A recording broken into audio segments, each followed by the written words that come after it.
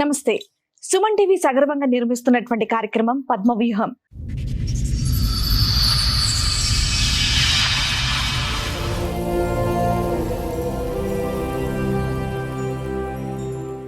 మరి ఈ కార్యక్రమాన్ని సమర్పిస్తున్నారు 6JVR జమలాపురం వారి రత్నాంజలి. మీ అదృష్టాన్ని మార్చుకోవడం ఇప్పుడు కల కాదు, 6JVR తో సాధ్యం. నేను బీటెక్ చదువుకున్నాను, సాఫ్ట్వేర్ ఇంజనీర్ లో జాబ్ చేస్తాను. హస్బెండ్ కూడా సాఫ్ట్వేర్ ఇంజనీర్. Arrange marriage. మా పక్క విలేజ్, తనది కూడా అరేంజ్ మ్యారేజ్. సో మ్యారేజ్ అయిపోయిన 1 month వరకు పర్వాలేదు. 1 month తర్వాత యాంగర్ మేనేజ్మెంట్ ఇష్యూస్ బాగా ఉండే. ఎప్పుడన్నా 5 minutes అట్లా లేట్ వెళ్ళినా ఏదైనా రోడ్ మధ్యలోనే వదిలేసి వెళ్ళిపోయేవాడు. మా మదర్ ఇంటి నుంచి వస్తుంటే చేంజ్ కావాలంటే మనీ ఇస్తే దాంతోనే ఇంటికి వెళ్ళిపోయాను ఇంకా నేను. సో అప్పటి నుంచి స్టార్ట్, ఏమైనా తీసుకురమ్మన్నా ఏదని చెప్పినా కూడా నైట్ అంతా ఎమోషనల్ హెరాస్మెంట్ మొత్తము.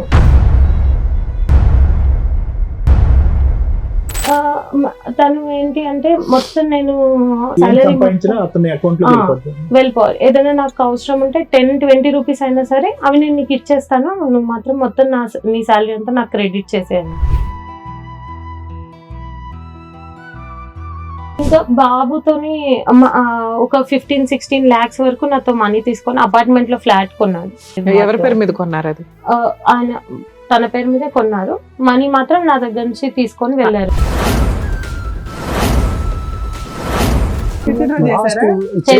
అయితే ఏమైందంటే ఇది జరుగుతుందని చిన్న అమ్మాయికి మెసేజ్ పెట్టిండు, నేను పెళ్లి చేసుకుంటాను. 50 మంది పెద్ద మనుషులు పిలిచి వాళ్ళే తీసుకుపోయి మాట్లాడేది. అలా ఒప్పందం ఏంటంటే నువ్వు కేసు తీసేయాలి అంటే నేను 6 నెలలు చూసినాక తీసేస్తుంది అని అమ్మాయి అన్నది. ఆ 10 రోజులు కానీ ఎప్పుడైతే అట్లా కాదు నేను చెప్పింది గిది, నువ్వు అట్లా దిగమంటావు అంటే అప్పుడు విశ్వరూపం చూపించింది. కొట్టేసి బాబు నూపేసి దెబ్బతలిగింది. బాబుని చూస్తే భయం వేస్తుంది మేడం. ఆ రోజు 2 సంవత్సరాల తర్వాత వస్తే మా డాడీ మా పరశురామ్ వచ్చిండని చుట్టుపక్కల అందరికి చెప్పింది మేడం. డాడీ అంటాడు, పేరు పెట్టి పిలిస్తే బాగా అనిపిస్తుంది మేడం బాబు.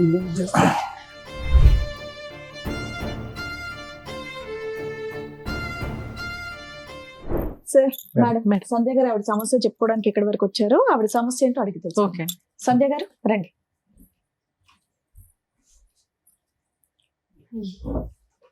హలో అండి. నేను బీటెక్ చదువుకున్నాను. ఓకే. సాఫ్ట్వేర్ ఇంజనీర్ లో జాబ్ చేస్తాను. ఓకే. హస్బెండ్ కూడా software engineer. Okay. Arrange marriage. మా పక్కన విలేజ్. ఎక్కడండి మీరు? ఎక్కడి నుంచి వస్తున్నారు? వరంగల్. వరంగల్ నుంచి వస్తున్నారు. మా పక్క విలేజ్, తనది కూడా అరేంజ్ మ్యారేజ్. సో పెళ్ళైన 1 month వరకు ఫైన్, పర్వాలేదు, బాగానే ఉన్నారు. ఎంత కాలం అవుతుంది? 6 years. 6 years అవుతుంది. ఓకే. 5 years బాబు. ఓకే. మీ ఏజ్ ఎంత అప్పుడు? 30. 24 కి మ్యారేజ్ అయింది. 24. అతను బీటెక్ ఏనా? తను కూడా బీటెక్. ఇద్దరు హైదరాబాద్ లో వర్క్ చేశారు. ఇద్దరం హైదరాబాద్ లోనే వర్క్ చేస్తాం. చెప్పండి.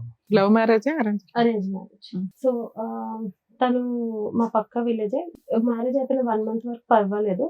1 month తర్వాత యాంగర్ మేనేజ్మెంట్ ఇష్యూస్ బాగా ఉండే. ఎప్పుడన్నా 5 minutes అట్లా లేట్ వెళ్ళినా ఏదైనా రోడ్ మధ్యలోనే వదిలేసి వెళ్ళిపోయేవాడు. చాలా సార్లు మేము ముందు అత్తాపూర్ సైడ్ ఉండేవాళ్ళం, ఆఫీస్ కి దగ్గర అవుతుందని. ఇట్లా ఒకరోజు మా పేరెంట్స్ వాళ్ళ ఇంటికి వెళ్తే లేట్ అయిపోయింది. సో 5 minutes లేట్ అయినందుకు 7-8 ఆ టైంలో, అది కొంచెం ఏరియా కూడా నాకు అంతగా తెలీదు, రోడ్ మీదే నన్ను వదిలేసి ఆయన వెళ్ళిపోయారు. నేను మనీ అప్పుడు క్యాష్ క్యారీ చేసేదాన్ని కాదు. మా మదర్ ఇంటి నుంచి వస్తుంటే చేంజ్ కావాలంటే మనీ ఇస్తే దాంతోనే ఇంటికి వెళ్ళిపోయాను ఇంకా నేను. సో అప్పటి నుంచి స్టార్ట్, ఏమైనా తీసుకురమ్మన్నా ఏదని చెప్పినా కూడా నైట్ అంతా ఎమోషనల్ హెరాస్మెంట్ మొత్తము. రాగానే నన్ను కొత్తిమీర తెమ్మని పంపిస్తావా, అట్లాంటి అన్ని చిన్న వాటికి నైట్ అంతా గొడవ పెట్టేసి చాలా మొత్తం ఎమోషనల్ గా డ్రైన్ చేసేసి. ఇంట్లో ఎవరెవరు ఉంటారండి? నేను, హస్బెండ్. అప్పటికి మాత్రం ఇద్దరమే. 1 month అయింది అప్పటికి. ఎక్కడ ఉంటారు? వాళ్ళు ఊర్లో ఉండేవాళ్ళు. 2 months. You weren't working when you were married అమ్మా? అప్పుడు మీరు పని చేయట్లేదు? I was working. You working? మరి ఎందుకు ఫైనాన్షియల్ గా అతనికి ఏదో ఎక్కడ దింపేస్తే డబ్బుల గురించి అవన్నీ తను ఏంటి అంటే మొత్తం నేను ఏం నా ఏం సాలరీ సంపాదించినా అతని అకౌంట్ లో వెళ్ళిపోతుంది. వెళ్ళిపోవాలి. ఏదైనా నాకు అవసరం ఉంటే 10-20 రూపీస్ అయినా సరే అవి నేను నీకు ఇచ్చేస్తాను, నువ్వు మాత్రం మొత్తం నీ సాలరీ అంతా నాకు క్రెడిట్ చేసేయాలి టోటల్ కంట్రోల్. మొత్తం. అట్లా స్టార్టింగ్ లో అంతేమీ కంట్రోల్ చేయకపోతుండే ఫైనాన్షియల్ గా, మిగతావి ఎమోషనల్ గా ఇట్లానే డ్రైన్ చేస్తుండే. తర్వాత 2 months అప్పుడు మా అత్తయ్య వాళ్ళు వచ్చారు. వాళ్ళు అప్పటికి బాగానే ఉండింది కొంచెం. నేను వర్క్ మార్నింగే వెళ్ళిపోయి తను వర్క్ ఫ్రమ్ హోమ్ చేసేవాడు అప్పుడు కూడా. ఇట్లాగే కొన్ని రోజులకి మా ఇంటి ఓనర్ ఫుల్ గొడవ పెట్టేసుకున్నాను అనమాట. నేను అప్పుడు ఇంట్లో లేను. వచ్చాక నాకు జరిగింది తెలీదు, కానీ నేను డిఫెండ్ చేశాను తన్ని. డిఫెండ్ చేసి అక్కడి నుంచి తీసుకొని వేరే చోటికి షిఫ్ట్ అయిపోయాం మొత్తం. దేనికి సంబంధించి గొడవ ఏంటి తెలుసా? స్టార్టింగ్ వచ్చేసి తనకి మేము షిఫ్ట్ అవ్వడం ఇష్టం లేదు. అది కాకుండా ఈయన ఏం చేశారో నాకు తెలీదు. ఎప్పుడైనా వాళ్ళతో ఏం మిస్బిహేవ్ చేశారో నాకు తెలియదు, కానీ ఆ మీనింగ్ లోనే కొంచెం ఆమె అబ్యూజివ్ గా మాట్లాడింది ఆయనతో. కానీ నాకు అంతా తెలియకపోయినా నేను ఒకదాన్నే ఉన్నాను అక్కడ సపోర్ట్, కానీ నేను డిఫెండ్ చేసి తీసుకొచ్చేసాను ఇంటికి. తర్వాత ఆయన 1 month అట్లా పూణే వెళ్ళిపోయాడు. నేను మా ఇంట్లోనే ఉండేదాన్ని. మా ఎప్పుడు జరిగిందండి ఇది? 2019 May. సో నేను ఇంటికి వచ్చేసాక 1 month ఆయన వెళ్ళిపోయారు. నేనే హౌస్ సర్చ్ అవన్నీ చేసి ఆయన వచ్చే వరకు అన్ని అరేంజ్ చేసి పెట్టుకుని ఉన్నాను. తర్వాత కూడా ఆయన వచ్చేసాక కూడా మళ్ళీ ఏమైనా ఇంట్లోకి వండుకోవడానికి గిన్నెల దగ్గర నుంచి కూడా ఏమైనా అడిగితే మీ అమ్మ వాళ్ళు తెస్తారు అవన్నీ. నాకు అప్పటికి మీ శాలరీ ఎంత, ఆయన శాలరీ ఎంత? నా శాలరీ అప్పుడు 38,000 వచ్చేది, తనకు 43 వచ్చేది. ఏమైనా కొన్నా కూడా. మీ శాలరీ మీరు ఏం చేసేవారు? 25,000 అట్లా ఇద్దరికి. మ్యారేజ్ అయిన 1 month కి 25,000 ఇద్దరం సేవింగ్స్ కి వేసుకునేవాళ్ళం. మిగతావి మా దగ్గర ఉండేవి, అవి కూడా ఇంట్లో ఖర్చులకి వాటికి అయిపోయేది. తను ఏం చెప్పాడంటే వాళ్ళ సిస్టర్ కి 3 lakhs అట్లా పెళ్లి అప్పుడు ఒప్పుకున్నాము, అవి చేయాలంటే టైం పడుతుంది, నీ శాలరీ ఇంట్లోకి వాడేసుకుంటే నేను ఇక్కడ సేవ్ చేసుకుంటాను మా చెల్లికి అంటే ఓకే అట్లా కూడా పర్వాలేదు ఫైన్ అనేసి వదిలేదు. తర్వాత తను ఊరికే ఇట్లాగే హరాస్ చేసి, నేను ఎప్పుడు మా వాళ్ళకి చెప్పలేదు. నేను ఎల్డర్ డాటర్ మా ఇంట్లో, ఎంతమంది? చెల్లెలు ఇంకా ఇద్దరు ఉన్నారు. సో నేను ఎప్పుడు చెప్పలేదు వాళ్ళకి అప్పటి వరకు. కానీ రోజు ఇట్లా మెంటల్ టార్చర్ ఎక్కువైపోయింది నైట్ టైం. నేను అప్పుడు షిఫ్ట్స్ ఉండేవి, 9కి వచ్చేదాన్ని. 9-10 అవ్వగానే ఇంక ఇదే టార్చర్. 12 వరకు అట్లా పడుకోకుండా. ఒకరోజు మా ఫాదర్కి ఫ్రూట్స్ తేలేదు అనేసి మా ఫాదర్కి కాల్ చేసి 12-1 టైంలో వాళ్ళకి కాల్ చేసి మీ ఇంటికి వెళ్ళిపోయి ఇప్పుడే అనేసి అట్లా హరాస్ చేసి. గొడవలు ఏంటమ్మా? కరేపాకు తేలేదు, కొత్తిమీర తేలేదు, ఫ్రూట్స్ తేలేదు, ఇంతే. అక్కడి నుంచి స్టార్ట్ అయింది. మెల్లిమెల్లిగా అది మొత్తం ఫైనాన్సెస్ కంట్రోల్ చేయాలి నేను అనేసి అక్కడికి వచ్చింది. ప్రెగ్నెన్సీ నేను చెప్పిన మాటే వినాలి, అమ్మాయిలకి ఇండిపెండెన్స్ అంటే తను ఆలోచించకూడదు, తన ఒపీనియన్ చెప్పొద్దు, ఎందులో ఉండకూడదు. అసలు నా ఒపీనియన్ కూడా అడగరు. హెల్త్ ఇష్యూస్, ప్రెగ్నెన్సీ టైంలో హెల్త్ ఇష్యూస్ ఉండి నన్ను ట్రావెల్ చేయొద్దని చెప్పారనమాట. కానీ ప్రెగ్నెన్సీ ఎప్పుడు వచ్చింది మీకు? 2020లో వచ్చింది. 2020లో వచ్చింది. ట్రావెల్ చేయొద్దు అని చెప్పారు ఆ టైంలో. చెయ్యొద్దు అన్నా కూడా లేదు మా ఊర్లోనే జరగాలి, అలా అయితేనే మా చుట్టుపక్కల ఎక్కడికి వెళ్తారమ్మా ఇంట్లో కూర్చోక.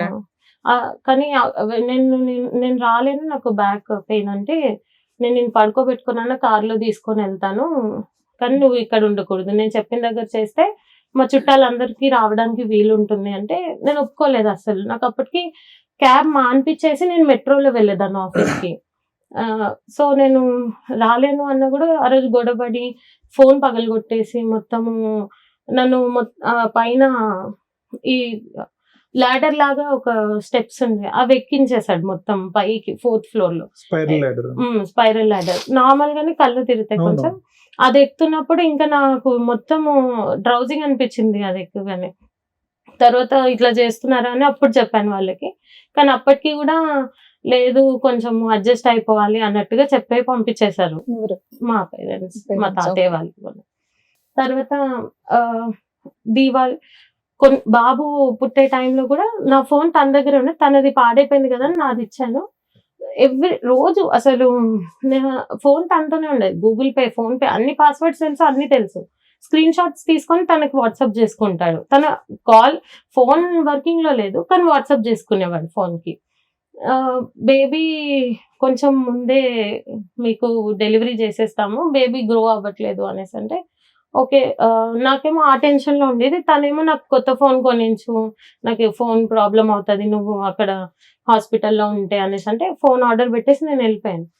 బెడ్ మీద నాకు ఇట్లా ఆపరేట్ మేడం, అంత అయిపోయింది. డీటెయిల్ గా కాదు.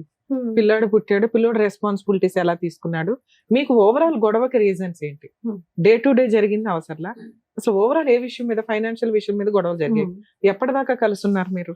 బాబు పుట్టాక 5 months వరకు కలిసి ఉన్నాము. 2020 లోనే చెప్పేస్తున్నావు. 21 నుంచి విడిపోయారా? 5 years అవుతుందా మీరు సెపరేట్ అయిపోయి? మధ్య మధ్యలో ఆన్ అండ్ ఆఫ్ వస్తారు. ఒక 1 month 2 months ఉంటారు. తర్వాత గొడవ పడి కొట్టి మనీ నాకు ఈ ఇవ్వట్లేదు. 5 years లో ఎన్ని సార్లు వచ్చాడు? 3 times. ఓకే, లాస్ట్ గా వచ్చి వెళ్ళిపోయింది ఎప్పుడు? 9-10 months బ్యాక్ ఫిబ్రవరి టైంలో. స్టార్టింగ్ లో ఉన్న డిఫరెన్స్ ఆఫ్ ఒపీనియన్స్ తర్వాత కాన్ఫ్లిక్ట్స్ ఒకటేనమ్మా, లేదంటే అంటే ఫైనాన్షియల్ ఇండిపెండెన్స్ లేకపోవటం, చిన్నవాడి దగ్గర గొడవ పెట్టుకోవటం, నీ డబ్బులన్నీ నాకు కావాలంటాం, ఇంతవరకేనా మీ గొడవలు? ఇంకేమైనా ఉన్నాయా? ఇంకా పేరెంట్స్ దగ్గర నుంచి తీసుకురమ్మని హెరాస్ చేసేవాళ్ళు. Okay, అది Financial- కూడా కొంచెం ఆయనకి ఏమైనా అక్రమ సంబంధాలు ఉన్నాయా? మీ మీద అలాంటివి ఏమైనా ఏమన్నా క్యారెక్టర్ వేరే- క్యారెక్టర్ అసాసినేషన్ అసాసినేషన్ చేయడు కానీ బాడీ షేమింగ్ చేస్తారు బాగా. ఇట్లా స్టౌట్ ఉంటావు నువ్వు అట్లా అనేసి. సో ఈ కారణాల వల్లే మీరు 5 years బట్టి, ఆల్మోస్ట్ 5 years బట్టి విడిపోయారు. మధ్య మధ్యలో ఏదో అడప ఒక వారాలు అంతేనా? డౌట్ ఏంటంటే క్యారెక్టర్ పరంగా అట్లా కాదు, క్యారెక్టర్ అసాసినేషన్ కాకుండా తనకి ఫైనాన్షియల్ డౌట్స్ అన్నమాట. మా పేరెంట్స్ కి ఇచ్చేస్తాను, మా ఇచ్చేవారా మీరు? సిస్టర్స్ కి ఇచ్చారు. నేను ఎప్పుడు ఎప్పుడు ఇవ్వలేదు. ఇవ్వలేదు? స్టార్టింగ్ లో మా పెళ్ళైన కొత్తలో మా సిస్టర్ నేనే, తను బయట సీట్ వస్తే నేనే ఎంకరేజ్ చేస్తే నేను పంపించాను. సో దానికోసం ఒక 1 month స్పెండ్ చేశాను కానీ దాని తర్వాత నేను ఎప్పుడు ఇవ్వలేదు. ప్రెగ్నెన్సీ టైంలో మీ వాట్సాప్ లో అదే మీ ఫోటోస్ స్క్రీన్ షాట్స్ తీసుకోవటం అవన్నీ ఏంటమ్మా దీని గురించి? దీని గురించి observing the communication with your అన్ని. ఫ్యామిలీ, మీ వాళ్ళ కమ్యూనికేషన్ అనేది అబ్జర్వ్ చేస్తారు. అవి గూగుల్ పే బ్యాలెన్స్ Right. అవన్నీ స్క్రీన్ అయ్యో. షాట్స్ తీసుకొని పంపించుకోవడం. రైట్. ఆపరేట్ అయిపోయినా కూడా అన్ని ప్రతి ఒక్కటి నేనే పెట్టాలి. Right. అక్కడ నుంచి ఏమీ నాకు హెల్ప్ ఉండదు. అప్పటి నుంచి ఇప్పటి వరకు ఆయన ఏమి ఇవ్వలేదా? ఇవ్వలేదు. ఆయన జాబ్ కంటిన్యూ చేస్తున్నారా? 5 years లో తను మా బాబుని చూసింది ఓన్లీ బర్త్డే రోజు వస్తాడు, కేక్ కట్ చేపిస్తాడు, ఫొటోస్ దిగుతాడు, వెళ్ళిపోతాడు అంతే. ఎక్కడ ఉంటాడు ఆయన? ఆయన ఉప్పల్ సైడ్ పీజీలో ఉంటున్నాడు. పీజీ అనేసి అంటున్నారు కానీ యాక్చువల్లీ వాళ్ళ ఫ్రెండ్స్ చెప్పింది ఏంటంటే అపార్ట్మెంట్ లో ఉంటున్నాడు, okay. Flat but is living separately. అంటే ఒక్కడే ఉంటాడమ్మా? ఒక్కడే ఉంటున్నాడు అని చెప్పారు వాళ్ళు. మీకేమైనా డౌట్స్ ఉన్నాయా ఆయన మీద? నేను చూసాను యాక్చువల్లీ రీసెంట్ గా వచ్చినప్పుడు మాతో పాటు ఉన్నప్పుడు 9-10 months బ్యాక్ ఇట్లా తనకి బాగా ఫీవర్ అట్లా ఉంటే నేను మెడిసిన్స్ ఆర్డర్ చేస్తున్నప్పుడు చూసాను అనమాట. He ordered something. అప్పుడు అవన్నీ ఎందుకంటే నా ఫ్రెండ్ కోసం అట్లా ఇట్లా చెప్పిండు. కానీ నాకు అప్పుడు పర్లేదు తనకి సిక్కున్నాడు అనేసి నేను ఏం అడగలేదు. తర్వాత నాకు ఎప్పుడు డౌట్ వచ్చింది, తను కావాలని గొడవ పెట్టుకొని వెళ్ళిపోయాడు మా దగ్గర నుంచి. మళ్ళీ వెళ్ళిపోయిన తర్వాత వాళ్ళ ఫ్రెండ్ కి కాల్ చేస్తే బ్లాక్, ఎవ్వరు కాల్ లిఫ్ట్ చేయరు వాళ్ళ మీ డౌట్ ఫ్రెండ్స్. ఏంటి? అదే సీయింగ్ అదర్ ఉమెన్ అనేది మీ డౌట్. కానీ ఎవరో చెప్పగలరమ్మా? ఎవరన్నా ఎవరు అని నేను స్పెసిఫిక్ గా చెప్పలేను. కానీ నేను అయితే అపార్ట్మెంట్ పీజీలో కాకుండా అపార్ట్మెంట్ లో ఉంటాం ఒకటి, అపోలో ఫార్మసీ నుంచి మందులతో పాటు అవి కూడా తీసుకుంటాం ఒకటి, ఇంకేమన్నా మీ దగ్గర డౌట్? అతను మేము ఉన్నప్పుడు కూడా మాతో ఎక్కువ స్పెండ్ చేయడు, బాబుతో గానీ నాతో గానీ. తను ఫోన్ సో మీ దగ్గర అంటే డైరెక్ట్ ఎవిడెన్స్ అయితే ఏం లేదు. బట్ అది మీకు ఒక సస్పిషన్. ఇది కాకుండా ఇంకా బాబుతోని ఒక 15-16 lakhs వరకు నాతో మనీ తీసుకొని అపార్ట్మెంట్ లో ఫ్లాట్ కొన్నాడు. అది వాళ్ళ ఫాదర్ ఆయన వాళ్ళు యూజ్ చేసుకోవడం కానీ ఎప్పుడు నేను గానీ బాబు గానీ వెళ్ళడం అవి ఏమి లేదు. ఎవరి పేరు మీద కొన్నారు అది? ఆయన తన పేరు మీదే కొన్నారు. మనీ మాత్రం నా దగ్గర నుంచి తీసుకొని వెళ్ళారు. ట్రాన్సాక్షన్ ఏమైనా నడిచిందా? ఆన్లైన్ చిట్స్ మేము పే చేసినాము, వాళ్ళ దగ్గర నుంచి తీసుకొని వెళ్ళిపోయారు అనమాట. నేను పే చేసినవి కూడా తనే తీసుకొని. మీరెందుకు ఊరుకున్నారు? ఆ టైంలో మంచిగానే ఉంది కొంచెము. అంటే ఆ టైంలో మా మామయ్య వల్గర్ లాంగ్వేజ్ యూజ్ చేసి కొట్టడానికి వచ్చినప్పుడు ఈయనే సపోర్ట్ చేసి పంపించారు నన్ను. మీ ఫాదర్ వస్తారంటే. అమ్మ, నువ్వు ఉన్నంత కాలం చిట్టీలు వేసి 25,000 అనుకుని మీరు 25,000 కట్టింది ఏదైతే ఉందో, ఆల్రెడీ డే 1 నుంచి మీకు ఫైనాన్షియల్ గొడవలే ఎన్ని మాట్లాడుకున్నా కూడా. అట్లాంటప్పుడు 15 lakhs చిట్టి ఆయన తీసుకొని వెళ్ళిపోతుంటే ఈయన బాగున్నాడు కదా నువ్వు ఎట్లా నమ్ముతావు? డే 1 నుంచి గొడవలు జరుగుతున్నాయిగా. ఈ డబ్బుల కోసం బాగున్నాడు ఈ 4 రోజులు. నెక్స్ట్ మీకు ఆల్రెడీ ఏ రోజు కూడా ఈ 5 years లో 3 times వచ్చి 3 months ఉన్నాడు. అయినా మీరు ఎందుకు ఎంటర్టైన్ చేస్తున్నారు అతను? నేను మనీ పంపించకపోతే మా ఫాదర్ కి వాళ్ళకి కాల్ చేసి హరాస్ చేయడం, నేను సూసైడ్ చేసుకుంటాను, నాకు మెంటల్ ప్రెషర్ ఎక్కువ అయిపోతుంది అలా చెప్తే నువ్వెందుకు నమ్ముతావు, ఎందుకు అంటావు? కదా ఈ 5 years లో ఎంత మొత్తం పంపించారమ్మా అతనికి టోటల్ గా? చిట్టీల డబ్బు ఎంత? అదో 15 లక్షలు. అది 15 అది lakhs. కాకుండా కాకుండా వాళ్ళ ఫాదర్ వాళ్ళ టర్మ్ ఇన్సూరెన్స్ దగ్గర నుంచి ఓలా ఊబర్ అన్ని ఇంట్లో సామాన్ దగ్గర నుంచి అన్ని నేనే చూసుకునేదాన్ని. ఇంట్లో అవన్నీ మనిషి లేడు, కాపురం లేదు, అదే ఏమీ లేదు, పైగా బిడ్డకు ఒక నీకు తండ్రి రూపాయి లేడు. ఇవ్వాల్సింది పోయి ఎదురు అన్ని లాక్కుంటుంటే ఎందుకు ఫండ్ చేస్తున్నావు అంటే ఎప్పటికైనా అతని మనసు కరుగుతుందనా? Actually Huh? దాని తర్వాత ఇంట్లో మా మమ్మీ వాళ్ళు అవన్నీ గిన్నెలు, నేను వాషింగ్ మిషన్ అవన్నీ తీసుకొని వెళ్ళిపోయాడు మాకు చెప్పకుండా.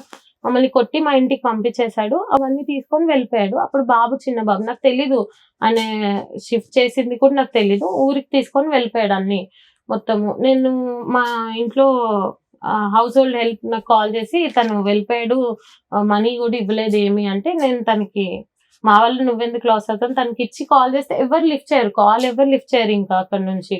ఇప్పటికి కూడా అవన్నీ మా అమ్మ వాళ్ళు పెట్టినాయి, అందులో మా ఫాదర్ కష్టం అదంతా. అంటే మీరు కాదు. గెలుపు 3 లక్షలు నువ్వు పెట్టిన డబ్బా అంతకంటే ఎక్కువ ఉంది. ఎక్కువ తింగరదానిలాగా చాలా ఉన్నావు. చిన్న పెద్ద చిన్న విషయాలు contribution. మాట్లాడుతున్నారు. మేజర్ ఇష్యూ మీ జీవితంలో ఉన్న సగం సంపాదన అటు వెళ్ళిపోయింది కదా. అయినా నువ్వు 3 times ఎందుకు ఎంటర్టైన్ చేసావంటే మారతాడండి అంటే ఫ్యామిలీ కొంచెం నిలబెట్టుకోవడానికి ఆవిడ ఏదో కష్టపడింది కానీ ఆయన మారట్లేదు మీ అంతేనా? 2 sisters పెళ్లిళ్ళు అయినాయి. ఒక చెల్లిదండి. ఇంకా రెస్పాన్సిబిలిటీస్ ముగ్గురేనా మగపిల్లలు లేరా? లేదు. వాళ్ళ అప్పుడు నాన్నగారు రెస్పాన్సిబిలిటీస్ మీకు కూడా ఫాదర్ ఉంటాయి. కాదని అడిగింది ఎవరు? నార్మల్ గా ఇప్పుడు Father నేను వస్తారు. ఇవ్వకపోతేనే ఊర్లో అంతా మా పక్క Madam, ఊరే father ని కదా పిలిచేసి. ప్రచారం మొత్తము. ఆ. తను వాళ్ళ ఈ ఫ్యామిలీకి ఇస్తారు. సరే అట్లయినా ఓకే, మా ఫాదర్ కే కదా ఇస్తున్నా అన్నది వదిలేస్తే, నేను ఎక్కడికి వెళ్ళినా బయటికి వెళ్ళినా కూడా ఊరు వెళ్ళినప్పుడు కూడా వాళ్ళందరూ వచ్చి నువ్వు మీ ఫాదర్ కే ఇస్తావంట కదా, అమ్మాయి సాలరీ మీద బ్రతుకుతున్నాడు మీ ఫాదర్ అని బతుకుతారమ్మా, అది హక్కు చేయడం. కదా. ఇక్కడ ఆల్రెడీ మిమ్మల్ని చదివించింది ఎందుకంటే బాధ్యతలు తీసుకోవడానికి. అట్లా అని కాకుండా ఇప్పుడు మీతో పాటు మీ ఫాదర్ వచ్చారు కదా, మాట్లాడతారా? పిలుద్దాం ఒకసారి. సార్ రండి. నమస్కారం అండి. కూర్చోండి. మనకు ముందు చెప్పాలి కదా ఫాదర్ మా. అయ్యో, సార్ పెద్దవారు అయ్యో సార్ ఉండండి, సార్ Please, ఉండండి, please. మాట్లాడదు రండి, మాట్లాడదు. కూర్చోండి సార్. అయ్యో మీ పేరేంటి గురుగారు? నాకు శ్రీనివాస్ సార్. కూర్చోండి. ఎందుకంటే సార్ మీరు బతుకమ్మల జీవితాలు బాగుపరుస్తారు మేడం. Thank you sir. అందరి జీవితాలు మెరుగుపరుస్తారు. జనజీవన సవంతిలో కలిసేటందుకు మీరు దారి చూపిస్తారు, న్యాయ సహాయం చేస్తారు. మా బిడ్డది లక్ష్మి, సరస్వతి, పార్వతి గారు ముగ్గురిని అన్నాం మేడం. ఇంకా ఆడపిల్లలు ఉంటే కూడా నాకు హ్యాపీగా స్వీకరిస్తాను. అంతే తప్పితే నేను వాళ్ళ భారం అనుకోని అందరు నన్ను ఆడపిల్లల అని ఆశ్చర్యపోతారు. నాకు భయం ఏం లేదు సార్, మంచిగా అనిపిస్తారు తర్వాత. కానీ ఇంత కానీ కొంచెం లాంగ్వేజ్ కొంచెం గలీజ్ కావద్దని చెప్పేది. నీకే పుట్టిండు నా మన్మడని 3 సార్లు నాకు ఆడు దరిద్రుడు. పనికిరాని నీచు. ఎదవలేండి, నీకు ఆడి ఇష్టం. మాటలకి ఏం లేండి. మీరు గుండె కూర్చోండి. రాక బతుకమ్మ ఆడి సార్. బతుకమ్మలను ఇంట్లోకి వస్తేనేమో బొమ్మలాగా చూస్తున్నారు, దేవుళ్ళు అమ్మలాగా చూస్తున్నారు. ఏందో దరిద్రం అర్థమైతే లేదు మేడం. మీలాంటి వాళ్ళు మాత్రమే, ఒక రమ్య మేడం గారు, ఒక సార్, ఒక శ్రీవాణి మేడం గారు, ఇలాంటి వాళ్ళు మాత్రమే ఈ సంఘాన్ని బాగు చేయగలరు. దయచేసి గుర్తు పెట్టుకోండి మేడం. ఆడపిల్లల జీవితం మీకు ఎప్పటి నుంచో నేను అభిమానిని, మీకు నేను ఎప్పటి నుంచో చూస్తున్నాను. సార్ ప్లీజ్ కూర్చోండి. కూర్చోండి శ్రీనివాస్. ఎన్నో కుక్కలు మరుగుతూ ఉంటాయి సార్. కుక్క ఎందుకు మరుగుతున్నావు మనం అడగం కదా. ఆడపిల్ల ఆమె రూపాయి కాంచి ఆమె పెట్టాలి. రూపాయి నువ్వు చెప్తున్నావు, తర్వాత చూసుకుందాం పెట్టు. మొత్తం దాదాపు 15-16 లక్షలు సార్. కాపురం చేయనప్పుడు ఇప్పుడు కాసులు ఎందుకు సార్? ఇంత దారుణం అంటే దారుణం. కేసు ఉంటే కూడా మేము 498 వేస్తే 498 అన్ని పాలత కేసులు అంటారు. మేము చెప్తే వాళ్ళు కేసు కట్టారుగా మేడం. మేడం ఆడ కౌన్సిలర్ మేడం గారు ఉన్నారు, ఏదో పెద్ద షాటిస్టోడ్ ఉన్నాడమ్మా, వాడు రాకముందు నువ్వు వెళ్ళి తొందరగా కేసు కట్టేయి నేను చెప్పిన సిగ్నేచర్. ఎప్పుడు వేసారు సార్ 498? ఎంతకాలం అయింది? 4 సంవత్సరాలు 23 లో వేసావు. మరి 25 లో ఎందుకు రానిచ్చావు? ఇది కాకుండా పెద్దవాళ్ళు మాట్లాడి పర్లేదు నువ్వు ఒక 6 months చూడు తీసే కేసు అనేసి అన్నారు. 1 month తర్వాత ఏది నేను కేసు తీయను. పెట్టినా చేశారా? చేయలేదు మేడం. అయితే ఏమైందంటే ఇది జరుగుతుండగానే చిన్న అమ్మాయికి మెసేజ్లు పెట్టిండు, నేను పెళ్లి చేసుకుంటాను. మమ్మల్ని బెదిరియే ఆయనకి ఎన్నో వేషాలు వేసాడు. ఆ చిన్న అమ్మాయికి పెట్టిన మెసేజ్ ఎమ్మడే పోయి వీళ్ళు ముగ్గురు ఏడుస్తారు. మా అమ్మకు ఖాళీ ఉంటే నేను పోయి హాస్పిటల్ ఉన్నా, వీళ్ళు ఏడుస్తుంటే ఏందమ్మా అంటే ఇట్లా మెసేజ్లు పెట్టండి, ఏం చెప్పాలి అర్థమవుతుంది అంటే అప్పుడు కంప్లైంట్ ఇచ్చి వచ్చిన. ఎంత ధైర్యం అండి వీడికి. అది కాకుండా మొన్న అందరు చెప్తే 4 నెలల 5 నెలల క్రితం మాట్లాడి తోలితే ఏది దొడ్డిదారిన లోక్ అదాలత్లా తీసేయాలి కేసు అని ఒత్తిడి తెచ్చింది. ఒత్తిడి వేస్తే ఈ అమ్మాయి అనేది నన్ను రమ్మలేదు 50 మంది పెద్ద మనుషులు పిలిచిరు, వాళ్ళే తీసుకుపోయి మాట్లాడారు, దూరం తీసుకపోయి. అలా ఒప్పందం ఏంటంటే నువ్వు కేసు తీసేయాలి అంటే నేను 6 నెలలు చూసినాక తీసేస్తుంది అని అమ్మాయి అన్నది. వచ్చినాక ఎక్కలేని ప్రేమలతో పోసిందంట 10 రోజులు. ఆ 10 రోజులు కానీ ఎప్పుడైతే అట్లా కాదు నేను చెప్పింది గిది, నువ్వు అట్లెట్లా తీయమంటావు అంటే అప్పుడు విశ్వరూపం చూపించిండు, కొట్టిండు, కొట్టేసి బాబు నూకేసి దెబ్బ తగిలింది. అప్పటిదాకా ముందో వెనుకో దగ్గరికి పోయేది అలా డాడీ దగ్గర. బాబుని చూస్తే భయం వేస్తుంది మేడం. ఆ రోజు 2 సంవత్సరాల తర్వాత వస్తే మా డాడీ మా పరశురామ్ వచ్చిండు అని చుట్టుపక్కల అందరికి చెప్పిండు మేడం. డాడీ అంటాడు, పేరు పెట్టి పిలుస్తే బాగా అనిపిస్తుంది మేడం బాబుని. అందు గురించి అంటే బాబు ఉన్నాడు కదా, కలిసి ఉండాలి. తర్వాత ఇంకో 2 ఉన్నారు. ఇది చదవచ్చా సార్? వీడు మీ రెండో అమ్మాయికి పెట్టిన మెసేజ్ చదవచ్చా ఇక్కడ? చదవండి సార్ దయచేసి. ఇది ఏం రాశాడంటే చూడండి, ఇది కొన్ని అర్ధరాత్రి మెసేజ్ కూడా కాదు, ఇది సాయంత్రం 6:30కి మెసేజ్. శ్రావణి నీకు ఒకటి చెప్పాలి శ్రావణి, ఇప్పటికి లేట్ అయ్యింది అంటే అమ్మాయి పాపం చెప్పండి అని అంది. I wanted to propose you in a best moment if I could have seen you before marriage. అంటే పెళ్లికి ముందు నువ్వు కనిపించుంటే నేను నీకే ప్రపోజ్ చేసి ఉండేవాడు. నాకు ఆ అవకాశం మిస్ అయిపోయా. నువ్వు ఎలా రిసీవ్ చేసుకుంటావో నాకు అర్థం కాలేదు. ఇదిగో నా నా నా మనసులోంచి చెప్పేటటువంటి మాట, నువ్వు నా బెటర్ హాఫ్ కింద ఉంటావా for the rest of my life. Don't I deserve A true caring sweet person like you. నీలాంటి అద్భుతమైన మనిషి నా జీవితంలో ఉంటావు అన్నది నాకు కావాలి. నువ్వు ఉండటానికి నువ్వు రెడీయా. అందునుంచి నేను ఇది ఎక్స్ప్రెస్ చేస్తున్నాను. ఇది ఏమన్నా ఒపీనియన్ ఉంటే కనుక వెంటనే నాకు తెలియపరచు. ఏందమ్మా ఇడు దమ్ము, ఇడు ధైర్యం, ఇడు.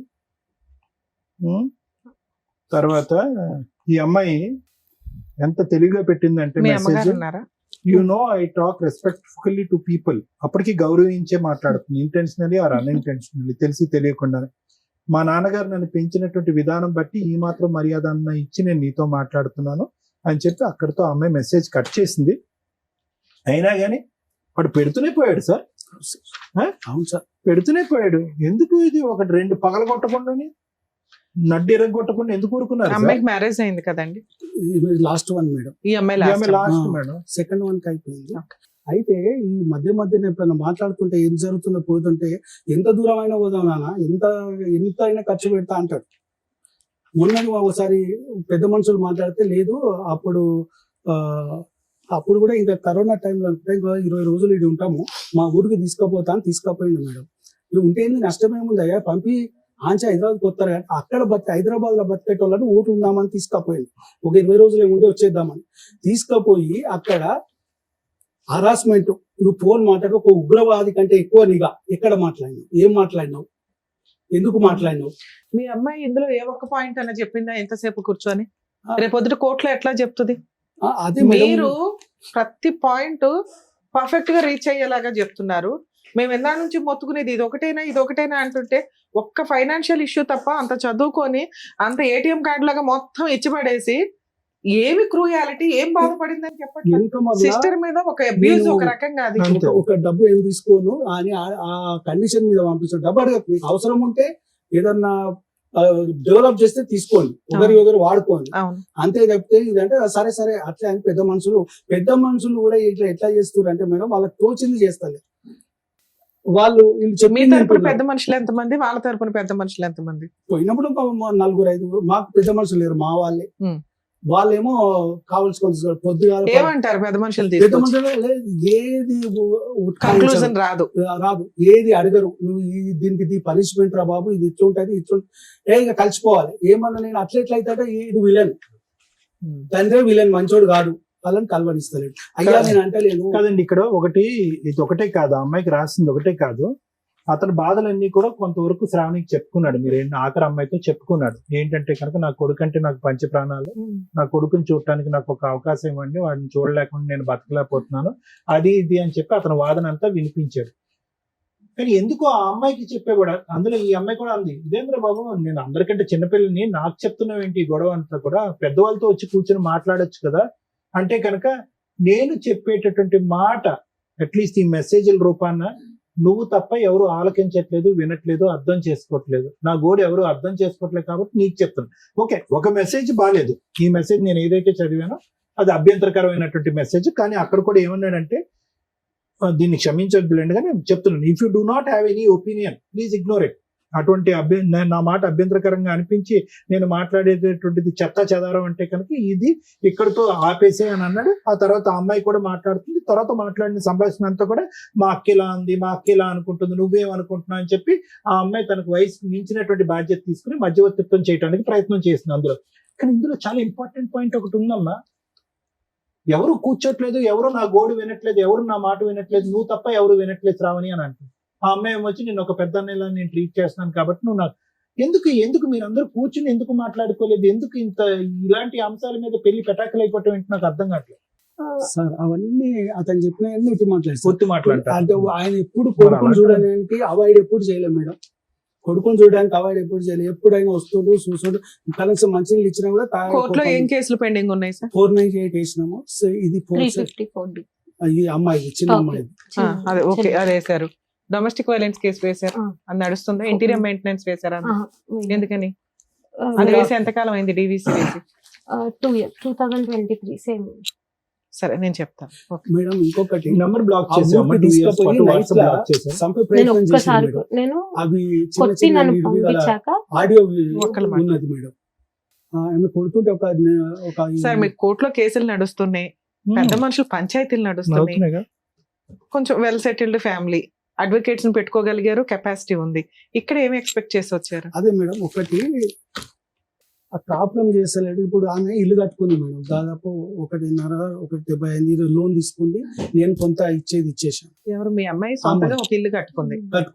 ఎప్పుడు ఎంతకాలం అయింది కొని? ఒక 1 year. ఓకే. అతను విడిపోయినాక లాస్ట్ గా తర్వాత కొన్నావా? గృహప్రవేశం ఒకదాని చేసావా? మీ ఆయన వచ్చాడు? నేను ఒకదాని మమ్మీ జస్ట్ పూజ చేసినాం అంతే. అయితే దాదాపు ఆమెకి ఇచ్చినవి, ఆమె సంపాదించినవి వేరే వేరే కాకుండా ఒక 20 లక్షల దాకా అప్పయింది మేడం. కనీసం అవన్నీ అంటే ఇటు అటు ఇటు పెడుతుంది.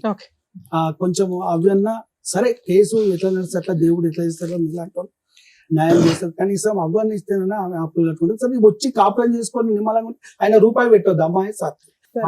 ఇప్పుడు 11 అవుతుంది. ఈ టైంలో ఫోన్ చేయడం కూడా పర్లేదు కరెక్ట్ కాదు. యాక్చువల్గా కొంచెం ముందు అయితే నిజంగా మీ అల్లుడు ఫోన్ చేసి మాట్లాడి మా వంతు ప్రయత్నం నేను చేశాను. నేను చెప్పేది చెప్పుకుంటున్నా మేడం.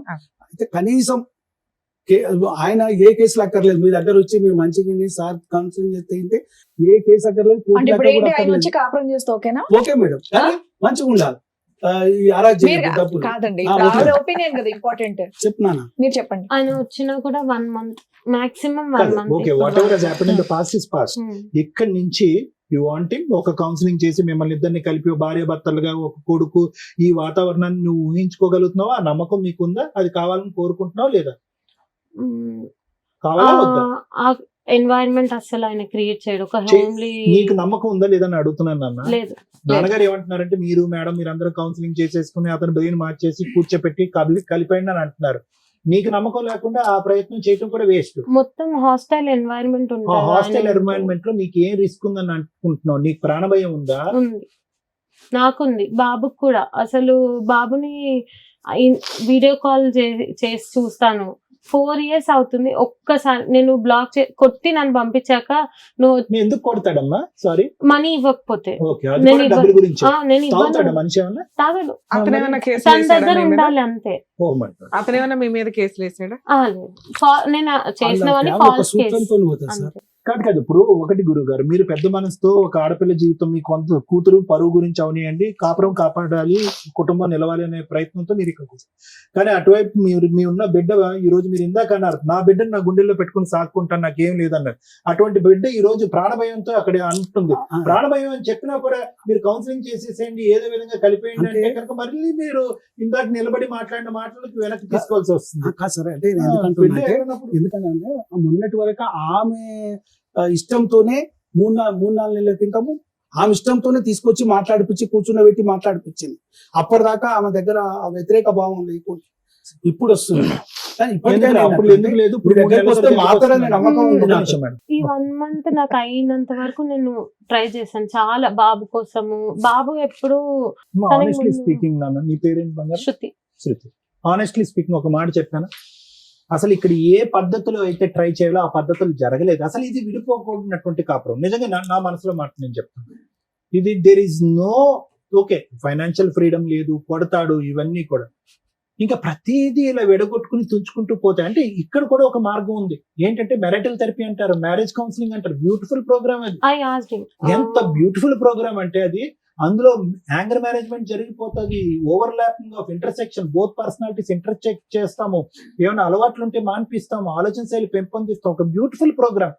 అది చేయకుండా అంటే ఈ రోజు గట్టిగా కూర్చుని మాట్లాడుకుంటే 6 సంవత్సరాల పాటు మీ పెళ్లి అయ్యింది. నేను మాట్లాడేస్తాను, నేను కొద్దిగా 2 నిమిషాలు వినండి సార్.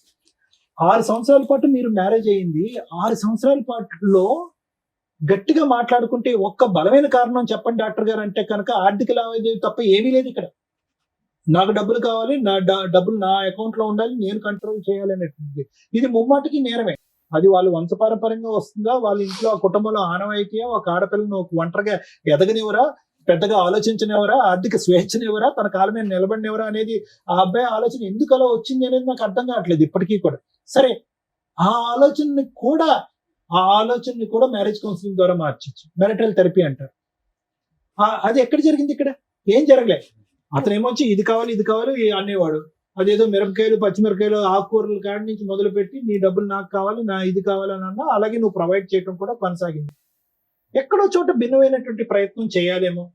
ఎందుకు ఆ శ్రావణి ఇప్పుడు మీ చెల్లితో మాట్లాడుకునేటటువంటి సాధక బాధకాలు ఎందుకు మీ అందరితో ఎందుకు మాట్లాడలేదు? ఓకే, మీరు అవకాశం ఇవ్వలేదని అనుకుందాం. సరే, అతను అన్నదే ఇందులో అన్ని పచ్చి అబద్ధాలు అని అంటున్నాడు. ఓకే, అబద్ధాలే. కానీ అతని మనసులో కూడా ఎక్కడో ఇక్కడ కలవాలి అనే తపన కనిపిస్తుంది. ఇక్కడ కొద్దో గొప్ప బ్లాక్ చేస్తున్నాను, నువ్వేమొచ్చి బ్లాక్ చేయట్లేదు అన్నాడు. భగవంతుడు తెలియాలి, నువ్వు బ్లాక్ చేసావా, బ్లాక్ చేయలేదా, పిల్లల్ని చూపెట్టలేదా అనేది భగవంతుడు తెలియదు. కానీ నేనేమంటున్నానంటే ఇక్కడ ఈ వేదిక మీద డీల్ చేసేటటువంటి అతిపెద్ద సమస్యల్లో, అతిపెద్దది అక్కర్లేదు, మీడియోకర్ సమస్యల్లో తాగుడు, తిరుగుడు, వ్యసనం, ఇలాంటివి అంశాలు ప్రధానంగా చూస్తాం. నేను కొట్టడం అనేది వాస్తవమే. కొట్టడం అంటే కనుక అది కూడా నేరమే, అది కూడా తప్పే అని అంటున్నాం. కానీ ఇది ఇంకో మార్గంలో, ఇంకో పద్ధతిలోకి వెళ్ళి కుటుంబ సభ్యుల్ని దూరం పెట్టి ఒక న్యూట్రల్ అట్మాస్ఫియర్ లో తీసుకొచ్చి మాట్లాడుకుంటే కనుక ఇది రిజాల్వ్ అయిపోయింది. ఎందుకు నేను ఈ మాట అంటున్నానంటే, ఈ రోజు క్లియర్ కట్ సార్ 6 సంవత్సరాల పాటు వెయిట్ చేశాను సార్, లేదంటే 5 సంవత్సరాల పాటు వెయిట్ చేశాను, లేదా 4 సంవత్సరాల పాటు వెయిట్, మనిషిని మార్చుకోవాలని ప్రయత్నం చేశాను. కానీ ఈ 3 సంవత్సరాల్లో కేసులు వేస్తూనే ఉన్నాం, మనిషిని కూడా ఎంటర్టైన్ చేస్తూనే ఉన్నాం. ముమ్మాటికి ఇప్పుడు మీ నాన్నగారు అన్నటువంటి మాట 3 నెలల క్రితం ఇదే పాట మా అమ్మాయి పాడలేదండి, అప్పటికైతే మాత్రం భర్తను కావాలి, కాపురం కావాలని కోరుకుంది. మళ్ళీ 3 నెలల తర్వాత మనం మాట్లాడి ఇదే వేదిక మీద మళ్ళీ నిన్ను ఇక్కడ కూర్చోపెట్టి లేదంటే నా క్లినిక్ లో వచ్చంటే ఒకసారి ట్రై చేద్దాం సార్ అని అంటాం. అంటే నీ మనసు అంత వేవరీగా ఉంది, నీ మనసు ఇప్పటికి కూడా కుదుటుగా లేదు, వేవరీగా ఉంది. ఒక పక్క నుంచి ఏమో వచ్చి ఆ జ్ఞాపకాలు బట్టి ఇదేందో సెక్యూరిటీ రీజన్స్ గురించి మాట్లాడేస్తున్నారు మీరు. చాలా పెద్ద పదం అది. ఈరోజు నాకు ప్రాణభయం ఉంది, నా కొడుకు ప్రాణభయం ఉంది. ఇక్కడ ప్రాణభయం కలిగేటటువంటి అంశాలు ఏం జరిగినాయి ఇక్కడ అనేది పెద్ద మాట. అతను ఒక సభ్య సమాజంలో ఉండి ఒక సాఫ్ట్వేర్ జాబ్ చేసుకుంటున్నాడు, ఒక ఆఫీస్ లో ఉన్నాడు. తాగుడు, తిరుగుడు, పిచ్చి వేషాలు అయితే లేవు మనకు తెలిసినంత వరకు. ఏదో ఆర్డర్ పెట్టాడు, అవేవో రకరకాల అంశాలు, ఏమైనా కక్కుతు పడి ఉంటాడు, అది పక్కన పెట్టాడు. ఆ స్థాయి అంశాలు లేకుండా నీ ఇమాజినేషన్ ఏకంగా ప్రాణభయం అనే దాని వరకు వెళ్ళిపోతుంది. ఒక 2-3 నెలల తర్వాత అమ్మ చూద్దాం, అమ్మ ఇదమ్మా అదమ్మా అని చెప్తే మళ్ళీ కరిగిపోయి ఇంకో అవకాశం ఇస్తున్నాం, మళ్ళీ ఇంట్లో కూర్చోబెట్టుకుంటున్నాం, మళ్ళీ మీ ఇద్దరు కాపురం కొనసాగిస్తున్నాం. ఫస్ట్ నీకు క్లారిటీ లేదు అంటే కనుక దాని అర్థం ఏంటంటే ఎక్కడో లింక్ మిస్ అయింది, ఎక్కడో చేయవలసినటువంటి ప్రయత్నం మీ ఇద్దరిని ఒక న్యూట్రల్ అట్మాస్ఫియర్ న్యూట్రల్ అట్మాస్ఫియర్ అంటే వాళ్ళు పంచాయతీ లేదు, వీళ్ళు పంచాయతీ లేదు, వాళ్ళు గొడవ లేదు, వీళ్ళు గొడవ లేదు, ఒక న్యూట్రల్ పర్సన్, ఇందులో ఎక్స్పర్ట్ అయినటువంటి వ్యక్తి. ఏంటి నాయన నీ బాధ ఏంటి తల్లి నీ బాధ ఏంటి, ఆ సబ్జెక్ట్ వదిలేసి మిగతా అంశాల్లో మీ ఇద్దరు కలిసి ప్రయాణం చేయడానికి మీరు రెడీగా ఉన్నారా అనేటటువంటి అద్భుతం సృష్టించేటటువంటిది మ్యారేజ్ కౌన్సిలింగ్. ఆ సక్సెస్ ఎంత అవుతుంది, ఫెయిలియర్ ఎంత అవుతుంది అనేటటువంటిది పక్కన పెట్టండి. కానీ అదొకటి మిస్ అయిందని నాకు అనిపిస్తుంది. అయితే ఈ రోజు కూడా నువ్వు ఆఫర్ ఇచ్చావమ్మా, మ్యారేజ్ కౌన్సిలింగ్ ఆఫర్ ఇస్తే అతను నో చెప్పాడా? పెద్దవాళ్ళు ఇచ్చారా? వాళ్ళు ఇవ్వలేదు. నేనే మెసేజ్ పెట్టాను నేను నార్మల్ గా, అట్లా కాదు సార్ట్ చేసుకుందాం, మనమే వెళ్దాం అనేసి చెప్తే ముందు మాట్లాడక ముందే చెప్పాను. అది ఫస్ట్ అది చేసి చెప్పిన తర్వాతే నేను రాను, ఎక్కడికి అవసరం లేదు, వదిలేసే అనేసి మాట్లాడారు. తర్వాత నేను ఇల్లు తీసుకున్నాక బాబు ఇల్లు అయిపోయింది, బాబు కూడా ఒక్కడున్నాడని అప్పుడు నేను వాళ్ళని అప్రోచ్ అయ్యి ఇట్లానే వదిలేస్తే ఇట్లాగే అయిపోతుంది, మీరు వచ్చి మాట్లాడండి, అని వాళ్ళకి చెప్పాను, వాళ్ళ పెద్దవాళ్ళకి మా వాళ్ళని కూడా తీసుకొని వెళ్ళాను, మాట్లాడించాను, ఇంటికి వచ్చాడు. దాని తర్వాత 1 month నుంచి ఇదే ఫస్ట్ కేసు తీసుకోమంటే లోక్ అదాలత్ లో అది నేను కనుక్కున్నాను. వాళ్ళు చెప్పారు లోక్ అదాలత్ లో తీసుకుంటే మళ్ళీ నీకు వేయడానికి ఉండదు, మళ్ళీ ఆయన సేమ్ బౌన్స్ బ్యాక్ అయితే నీకు ఏమి ఇది ఉండదు అంటే, సరే నేను ఇప్పటికైతే నేను చెప్పాను, అప్పటికి నేను వాళ్ళ ముందు కూడా చెప్పాను, నేను అన్ని తెలుసుకున్నాను, నాకు అంతా తెలీదు, తెలుసుకున్నాక అప్పుడు తీసేస్తాను అనేసి మాట్లాడాను. సేమ్ అదే మ్యాటర్ చెప్తే కరెక్ట్ గా 7 days మాతో మంచిగా ఉన్నాడు. దాని తర్వాత మళ్ళీ సిమిలర్ మళ్ళీ అదే ప్యాటర్న్ చూపెట్టారు. మళ్ళీ అదే. నేను చెప్పేది ఏంటంటేనమ్మా, ఎక్కడో చోట ఇంత ప్రయాణం జరిగిన తర్వాత మీరు కలిసి ప్రయాణం చేసినటువంటిది ఆవగింజ అంత దూరం అయింది ఇంత, ఓకే, బట్ స్టిల్ అంత గ్యాప్ వచ్చినా కూడా నువ్వు అతన్ని మధ్య మధ్యలో ఎంటర్టైన్ చేస్తున్నావు అంటే ఎక్కడో అతనిలో ఉండేటటువంటి ఒక గుడ్ క్వాలిటీని కనిపించుంటది. డెఫినెట్లీ ఏదో గుడ్ క్వాలిటీ కనిపించుంటది. ఈ ఫైనాన్షియల్ అనేటటువంటి ఆస్పెక్ట్ భార్యాభర్తలు కలిసి ప్రయాణం చేసేటటువంటి రకరకాల ఇష్యూస్ లో financial aspect is 1/5 of the thing. మిగతాది శారీరక కలయిక ఉంటుంది, ఇమోషనల్ కలయిక ఉంటుంది, పిల్లల యొక్క బాధ్యత ఉంటుంది, ఉద్యోగాలు రకరకాలు ఉంటాయి. మిగతా ఏరియాస్ లో అతనికి మార్కులు ఉన్నాయిగా, ఓకే, ఈ ఏరియాలో అయితే లేదు. మిగతా ఏరియాస్ లో కొంతైనా మార్కులు ఇవ్వటం వల్లే కదా నువ్వు 3 సార్లు ఎంటర్టైన్ చేసావు కేసులు పెట్టిన తర్వాత కూడా. So what I'm saying is, అటువంటి అంశాన్ని తట్టి లేపేటటువంటి కార్యక్రమం మ్యారేజ్ కౌన్సిలింగ్. నేనేమంటున్నానంటే యూజువల్ గా మ్యారేజ్ కౌన్సిల్ భార్య భర్తకి, భర్త భార్యకి ప్రపోజ్ చేయకూడదు, వర్కౌట్ అవ్వదు. నేను పిచ్చోడు అని చెప్పా డాక్టర్ దగ్గర తీసుకెళ్తున్నాను అని కూడా అంటారు. అదేంటి మనలో రిజాల్వ్ చేసుకునేది మూడో మనిషి ఎందుకు? నా భార్యగా నేను చెప్తున్నాను కాబట్టి నువ్వు వినాలి, వాడెవడో కూర్చొని మన ఇద్దరి మధ్యన పంచాయతీ ఏంటి, ఈ లెక్క వెళ్ళిపోతుంది. మ్యారేజ్ కౌన్సిలింగ్ అనేది ఎక్కడ ప్రపోజ్ చేయాలంటే తెలియనటువంటి ప్రేక్షకులకి పెద్దలు కూర్చుంటారు చూడండి పంచాయతీ, ఏమయ్యా మీ అమ్మాయిని నువ్వు సపోర్ట్ చేస్తున్నావు, నా అబ్బాయిని నేను సపోర్ట్ చేస్తున్నావు, ఇది ఎక్కడ లెక్క తేరదు. ఒక కాగితం మీద 4 ముక్కలు రాసుకుంటాం, అది 3 రోజులు ముచ్చటే అవుతుంది, తర్వాత చించి పడేస్తారు, వర్కౌట్ అవ్వదు. కాబట్టి మేము వెనక్కి తప్పుకుంటాం, మీరు వెనక్కి తప్పుకుందాం, పిల్లలిద్దరిని కూడా మన మ్యారేజ్ కౌన్సిలింగ్ డిసైడ్ చేద్దాం, మీకు నచ్చినటువంటి వ్యక్తి అయినా సరే, మాకు నచ్చినటువంటి వ్యక్తి అయినా సరే, అతన్ని డిసైడ్ చేసుకుని అతని దగ్గరికి వెళ్దాం అని చెప్పుకునేటటువంటిది వర్కౌట్ అవుతుంది. సో ఇప్పటికీ కూడా నా ఉద్దేశం చెప్తున్నాను, మనస్ఫూర్తిగా నేను చెప్తున్నాను, కొంతవరకు చెడ్డోడే, కానీ దూరం పెట్టుకుని తెగదెంపులు చేసుకుని అంటే కోర్టు కేసులు లావాదేవీలు ఎంతవరకు అయితే నాకు తెలియదమ్మా, అది లాయర్ మేడం చెప్తారు. ఈ కేసు అయితే మాత్రం ఖచ్చితంగా ఒక మీడియేషన్, ఒక నెగోషియేషన్ ద్వారా రెక్టిఫై చేయగలిగేటటువంటి case, professional mediation. We cannot have routine counsellors, ఎందుకంటే యూ 2 are 2 ఎడ్యుకేటెడ్ పీపుల్. మీరిద్దరు సాఫ్ట్వేర్ ఇంజనీర్ల కింద వర్క్ చేస్తున్నారు, సభ్య సమాజంలో గౌరవంగా బతుకుతున్నారు, చక్కటి శాలరీ తీసుకుంటున్నారు, మీకు ఒక కొడుకున్నాడు. కాబట్టి సైంటిఫిక్ పద్ధతిలో ఒక ప్రొఫెషనల్ కౌన్సిలింగ్ చేస్తే కనుక ఖచ్చితంగా మీ ఇద్దరి మధ్యన గ్యాప్ క్లోజ్ అవుతుంది అనే నమ్మకం నాకైతే ఉందమ్మా. లేదు sir my thoughts have gone too far అంటే కనుక అది మీ మానసిక పరిస్థితి అని నేను చెప్తాను. ఎందుకంటే ఈ రోజు ఇలా ఉంటుంది, రేపు పొద్దున్న లేపి అరే నీకు తెలుసా ఇలా చేద్దాం ఒకసారి ట్రై చేయంటే ఓకే సార్ అంటాను, అలా ఉంది నీ పొజిషన్. కాబట్టి నేను ఏమంటున్నానంటే ఫైనల్ గా ఏదైతే ఇప్పుడు నువ్వు అనుకున్నటువంటి భయం, భ్రాంతులు, అమ్మో టెన్షన్లు ఇవన్నీ ఒకసారి పక్కన పెట్టి ఒక ఆఖరి ప్రయత్నంగా అది ట్రై చేద్దాం. వర్కౌట్ అవుతే వెల్ అండ్ గుడ్, వర్కౌట్ అవ్వలేదు అనుకో ఆల్రెడీ నువ్వు తీసుకున్న నిర్ణయం కొద్ది పోస్ట్పోన్మెంట్ అవుతుంది అని. సో ఒక 6 నెలల పాటు ఎవరైనా మంచి కౌన్సిలర్ అమ్మ, ఎవరైనా మంచి మీడియేటర్, మంచి కౌన్సిలర్, ఇలాంటి అంశాలు బాగా తెలిసినటువంటి వ్యక్తి దగ్గర ఒక్కసారి వెళ్ళి ట్రై చేయండి. ఆ ప్రపోజల్ కూడా ఎవరు తీసుకొస్తారంటే నువ్వు తీసుకురావద్దు, పెద్దవాళ్ళు ఎవరైనా తీసుకొస్తే కనుక ఈ గ్యాప్ క్లోజ్ అవుతుంది అనేది నా నమ్మకం. Thank you sir. Thank you madam. ఈరోజు సమాజంలో ఏ పేరెంట్స్ చూసినా ఒకళ్ళు, ఇద్దరు, ముగ్గురు ఆడపిల్లలే ఉంటారు. ఆడపిల్లలు ఉన్న పేరెంట్సే అదృష్టవంతులు అనే సమాజంలో ప్రజెంట్ మనం. ఆయన ఆ మాటకు 3 ఆడపిల్లలకు ఒక అద్భుతమైన నిర్వచనం చెప్పాడు, లక్ష్మీ, పార్వతి, సరస్వతులు నాకు పుట్టారమ్మా అని. ఎంత హ్యాపీ అనిపించిందంటే, కానీ అలాంటి ఫాదర్కి పడే మాటలు ఏంటంటే ఆ పిల్లల్ని పర్ఫెక్ట్గా చదివిస్తారు, వాళ్ళు జాబులు చేస్తూ లక్షలు సంపాదిస్తూ ఉంటారు. ఒకవేళ వాళ్ళ కాపురాలు నాశనం అయితే డబ్బు కోసం పిల్లల కాపురాలు నాశనం చేసి ఆడపిల్లలు ఇంట్లో పెట్టుకున్నాడు. ఇది చాలా కేసుల్లో మనం వింటూ ఉంటాం. పేరెంట్స్ ఓవర్ ఇన్వాల్వ్మెంట్ వల్ల కాపురాలు నాశనం అయిపోయే స్టేజ్ నుంచి ఫైనాన్షియల్గా ఒక అమ్మాయికి ఫైనాన్షియల్ ఫ్రీడమ్ ఉంటే కాపురాలు నాశనం చేసుకుంటారు అనే స్టేజ్లో ఈ 2 మిక్స్ అయిపోయిన కేసు ఇది. ఒక రకంగా నిజంగా తండ్రి కూతురు కాపురం నాశనం చేశాడా, నిజంగా ఒక స్త్రీ ఫైనాన్షియల్ ఫ్రీడమ్ వల్ల, వ్యక్తిగత స్వేచ్ఛ ఎక్కువగా ఉండడం వల్ల కాపురం నాశనం చేసుకుందా, లేదా భర్త మంచోడు కాదా అనే పాయింట్స్ ఈ కేసులో మాట్లాడుకుంటే తను కాపురం చెయ్యాలా వద్దా అనేది మాట్లాడొచ్చు. ఎప్పుడైనా కాపురం చెయ్యాలి అంటే అది లీగాలిటీ ఎంటర్ అవ్వక ముందే జరగాలి. వన్స్ లీగాలిటీ ఎంటర్ అయిపోయినాక ఆ నిలబడే కాపురాలు చాలా రేర్ ఈ రోజున మాట్లాడితే. 498 2023లో ఫైల్ చేసేసి ఆ తర్వాత జరిగిన మర్డర్ కేసులు, అటెంప్ట్, సెక్సువల్ అబ్యూజ్లు జరిగిన కేసులు రేపటి రోజున ఒక మచ్చ సరస్వతి మీద వేసేశారు. ఆ పిల్లకి ఇంకా పెళ్లి కావాలి. వీళ్ళు చేసిన పని ఆ పిల్ల జీవితకాలం ఆ ఎఫ్ఐఆర్ తోటి ఆయన చేసిన పనికిమాలిన మెసేజ్కి దాన్ని పాపులర్ చేసుకోవడం వల్ల ఆ పిల్ల మీద మచ్చ పడుతుంది. రేపొద్దుట ఎవరన్నా పెళ్లి చేసుకుంటే ఈ తొక్కుల కేసు కనిపిస్తుంది. మీకు అర్థం అయ్యిందా?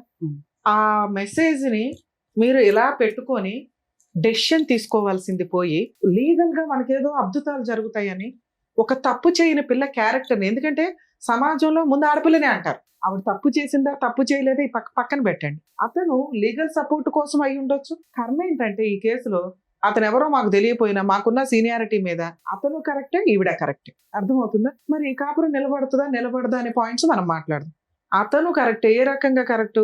పిల్లాడిని తాపత్రయపడిపోతున్నట్టు, నాకు అసలు వీళ్ళు ఛాన్సే ఇవ్వట్లేదు, సో ఫైనాన్షియల్ గా మేమిద్దరం ఒకటే కాబట్టి నేనే లీడరు, ఎందుకంటే మా ఆవిడ సంపాదన అంతా వాళ్ళ నాన్న తినేస్తున్నాడు, వాళ్ళ అమ్మ నాన్న తినేస్తున్నారని. అమ్మాయి జాబ్ చేస్తుంటే మ్యారేజ్ టైంలోనే ముందుగా మాట్లాడుకోండి మీ అమ్మాయి శాలరీ ఏం చేస్తారు అని. ఆ టాపిక్ రాలేదు మేడం, మేము మాట్లాడలేదంటే కాపురాలు నాశనం అయిపోతాయి. 50,000 సాఫ్ట్వేర్ లేకపోతే ఏదైనా ప్రొఫెషన్ లోనో ఉంటే అమ్మ మా అమ్మాయికి శాలరీ ఇదిగోండి, పెళ్లికి ఎంత అప్పు అవుతుంది, మాకింత రెస్పాన్సిబిలిటీ. కూతుర్లు ఇళ్లే, బాధ్యతలు ఇళ్లే తీసుకోవాలి కదా. 5 ఏళ్ళు తీసుకుంటారా 10 ఏళ్ళు తీసుకుంటారా? జీవిత కాలంలో వీళ్ళ శాలరీలోంచి పేరెంట్స్ కి ఎంత ఇస్తారు? కర్మ ఏంటంటే ఆడపిల్లల దగ్గర బతకడానికి కూడా తల్లిదండ్రులు అసహ్యంగానో లేకపోతే సమాజం ఏమనుకుంటుందో అనే భయంతో బతుకుతారు. అప్పుడు వాళ్ళని పోషించడానికి ఫైనాన్షియల్ సపోర్ట్ చేయాలి. వాళ్ళ దగ్గర ఆస్తులు ఉంటే ఓకే, లేదా ముగ్గురు ఆడపిల్లలు షేర్ చేసుకొని ఫైనాన్షియల్ గా మిమ్మల్ని చూడాలి. అది తప్పు పని కాదండి. ఎవరు మిమ్మల్ని వేలుపెట్టి ఏం చూడరు కూడా. మీ దగ్గర ఉన్నా అలా ఇవ్వడం వాళ్ళకి ఆనందం ఒక రకంగా. అది ముందుగా మాట్లాడుకోండి. ఎందుకంటే హస్బెండ్ వాళ్ళ కట్నాలు తీసుకునేటప్పుడు తక్కువ కట్నం ఏదో అనుకొని అబ్బా అమ్మాయి ఈ రోజు 50 తర్వాత ₹1,00,000 ₹1,00,000 సంపాదిస్తుంది, నెలకు 1,00,000 సంవత్సరానికి 1,00,000 వస్తాయి అనుకుంటే కుదరదు. ఇవి ముందే మాట్లాడుకుంటే ఈ ఫైనాన్షియల్ విషయం మీద గొడవ జరగదు. ఇలా ఫస్ట్ టాపిక్, మేడం మా ఇద్దరికి ఇంత శాలరీ, నాకు 35 ఆయనకు 45, 25 ఇద్దరు పర్సనల్ గా దాచు, సూపర్.